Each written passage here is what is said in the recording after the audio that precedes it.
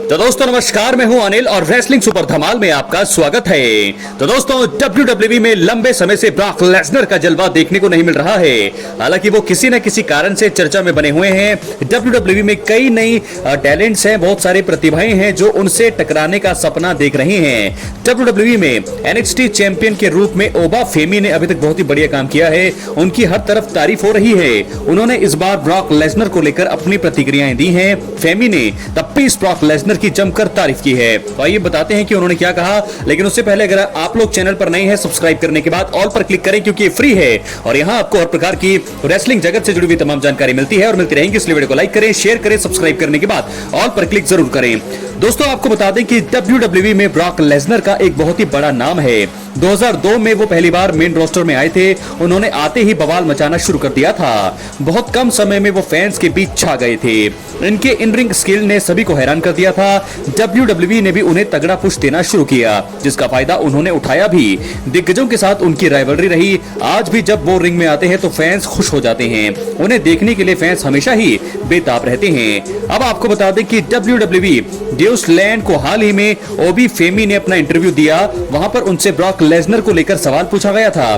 फेमी ने Brock Lesnar की तारीफ की और कहा कि वो द पीस ब्रॉक लेसनर का बहुत सम्मान करते हैं। ओबी फेमी के अनुसार, मुझे ब्रॉक लेसनर द्वारा की गई बहुत सी चीजें पसंद है। मुझे उनका आक्रामक गेम भी पसंद है। मैं उनका बहुत ज्यादा सम्मान करता हूं क्योंकि वो बहुत बड़े रेसलर हैं। तो ये कहा है दोस्तों ओबी फेमी ने, जो NXT के अभी अभी चैंपियन बने हैं ब्रॉक लेसनर पर। अब सवाल ये है कि अब कब होगी उनकी रिंग में वापसी। आपको बता दें कि समरस्लैम 2023 में ब्रॉक लेसनर का मुकाबला कोडी रोड्स के साथ हुआ था। दोनों के बीच शानदार मुकाबला हुआ, लेकिन आखिर में कोडी ने जबरदस्त जीत हासिल की। हालांकि इसके बाद से WWE टीवी पर अभी तक ब्रॉक लेसनर ने कदम ही नहीं रखा है। सभी उनकी वापसी का इंतजार कर रही हैं। ट्रिपल एच ने कहा है कि वो कंपनी के साथ बने हुए हैं। आने वाले किसी बड़े प्रीमियम लाइव इवेंट में उनकी वापसी फैंस को देखने को मिल सकती है, लेकिन अब बहुत ही लंबा समय हो चुका है तो उन्हें आना भी चाहिए। तो दोस्तों क्या लगता है आपको, ब्रॉक लेसनर की वापसी कब होगी, कब वो रिंग में नजर आएंगे? हालांकि बहुत मुश्किल सिचुएशन अभी भी है। तो दोस्तों आपको बता दें कि बहुत सारी चीजें ब्रॉक लेसनर के साथ हो सकती है। हालांकि अब जो है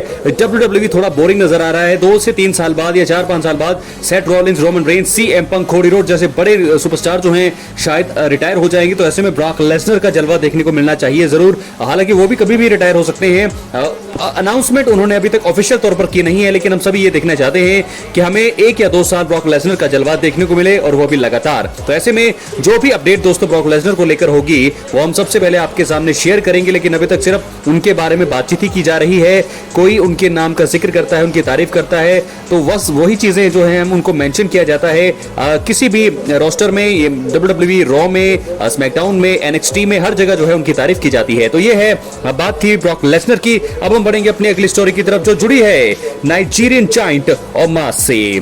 जी हाँ दोस्तों, आपको बता दें WWE फैंस इस समय अलग अलग सुपरस्टार्स की वापसी देखकर खुश हो रही हैं। रेसलमेनिया में हमने देखा बेकी लिंच ने दिल जीता, जिसके बाद रॉ और स्मैकडाउन के एपिसोड में ये सिलसिला जारी रहा। अब जायंट स्टार ओमास ने भी रिंग में लगभग 1 साल बाद अपनी वापसी आने के बारे में अपना अपडेट दिया है। ओमास अपने जबरदस्त साइज और ताकतवर मूव्स के लिए जाने जाते हैं। आपको बता दें कि वो WWE की रिंग में आखिरी बार 362 दिन पहले दिखाई दिए थे। वो चोटिल होने के कारण बाहर नहीं थे, क्योंकि WWE के पास उनके लिए कुछ प्लान ही नहीं थे और उनके साथ कॉन्ट्रैक्ट में रहने के बाद भी ओमास ने प्रो रेसलिंग NOH में काम किया। इस बीच वो टैग टीम चैंपियन बनने में कामयाब रहे थे। अब शायद ये चीज बदल गई होगी और इसी वजह से ओमास ने खुद ही फैंस को अपनी वापसी से जुड़े संकेत दिए हैं। उन्होंने वर्कआउट की कुछ फोटो इंस्टाग्राम पर पोस्ट की। इसी बीच कैप्शन ये संकेत दे रहे हैं कि वो वापसी के लिए पूरी तरह से तैयार हैं और उन्होंने फैंस को भी उन्हें दोबारा एक्शन में देखने के लिए तैयार रहने की सलाह दी है। दोस्तों आपको बता दें उन्होंने कहा तैयार रहिए। सिर्फ उन्होंने इतना ही लिखा है कि तैयार रहिए और हमें लगता है कि वो बड़ी जल्दी हमें देखने को अब मिलने वाले हैं।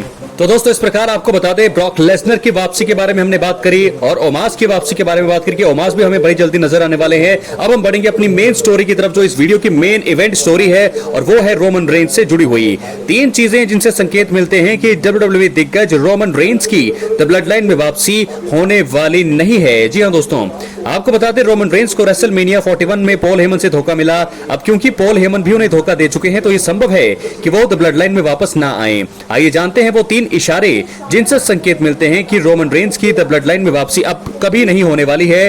हालांकि कुछ टाइम के लिए नहीं होगी, लेकिन बाद में होगी जब शायद पॉल हेमन उनके पास आएंगे शायद। बात करेंगे पहला इशारा, रोमन रेंस रॉ में असली द ब्लड लाइन के सेगमेंट के दौरान नजर ही नहीं आए थे। आपको बता दें कि रोमन रेंस को रेसलमेनिया 41 के बाद हुए रॉ एपिसोड में देखा गया। इसके दौरान उन्होंने पॉल हेमन और सेथ रॉलिंस की हालत खराब की। यह बात और है कि ब्रॉन ब्रेकर ने उनको नुकसान पहुंचाया। अगर बात करें रोमन की, तो उन्हें उसी एपिसोड में जे उसो के उस सेगमेंट में नहीं देखा गया जहां पर अपनी शोज ऑफ शोज में मिली जीत का जश्न वो मना रहे थे। वर्ल्ड हैवीवेट चैंपियन बनने के बाद वो जब नजर आए तो उस समय सैमी ज़ेन और जिमी उसो नजर आए, लेकिन रोमन रेंस गायब दिखे। ऐसे में वो शायद द ब्लड लाइन में वापस ना दिखाई दें। तो ये पहला इशारा। बात करेंगे दूसरे इशारे का, पॉल हेमन के बिना रोमन रेंस WWE में द ब्लड लाइन का हिस्सा नहीं बनना चाहेंगे। जी हाँ दोस्तों, रोमन रेंस की ताकत अगर द ब्लड लाइन में कोई था तो वो पॉल हेमन थे। उनके द वाइज मैन के अंदाज ने सबको एंटरटेन किया था। जब पिछले साल पॉल हेमन को हॉल ऑफ फेम का हिस्सा बनाया गया था तो रोमन रेंस ने कहा था कि पॉल हेमन के बिना वो ऑस्ट्रेलिया ट्राइबल चीफ नहीं होंगे। अब इस समय जब पॉल हेमन ने रोमन को धोखा दे दिया है और वो रॉलिंस और ब्रॉन ब्रेकर के साथ जुड़े हुए हैं, तो यह संभव है कि रोमन रेंस शायद द ब्लड लाइन का हिस्सा नहीं बनना चाहेंगे। बात करेंगे तीसरे और आखिरी कारण का, आखिरी संकेत का। द ब्लड लाइन के सभी मेंबर्स अब WWE में अलग हैं। द ब्लड लाइन की शुरुआत में रोमन रेंस, पॉल हेमन और जे उसो थे। इसके बाद जिमी उसो, सैमी ज़ेन और सोलो सिकोआ आए। और अब अगर देखा जाए तो जे रॉ में है, जबकि सैमी ज़ेन इसी शो का हिस्सा हैं।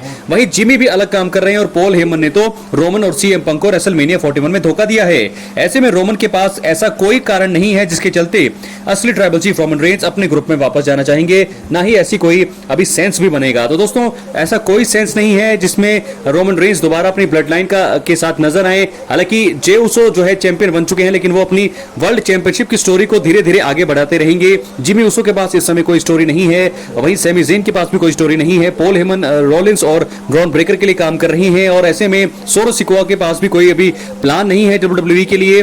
मुझे लगता है कि और जेकब फाटो भी चैंपियन बने हैं तो वो भी अपनी चैंपियनशिप को आगे बढ़ाते हुए नजर आएंगे, लेकिन रोमन रेंस के लिए भी प्लान ये नहीं है कि वो ब्लड लाइन से जुड़ेंगे। हालांकि वो ब्रेक पर हैं, और जब वो ब्रेक से वापसी करेंगे तो मुझे लगता है कि फिर वहां से हमें ये अंदाजा हो जाएगा कि वो कहां पर अपनी स्टोरी को शुरू करेंगे। क्या वो सेथ रॉलिंस के सामने ही जाना चाहेंगे, CM पंक के साथ उनका मुकाबला होगा, पॉल हेमन के पीछे ही जाएंगे, या फिर कोई और नई स्टोरी उनका इंतजार कर रही होगी।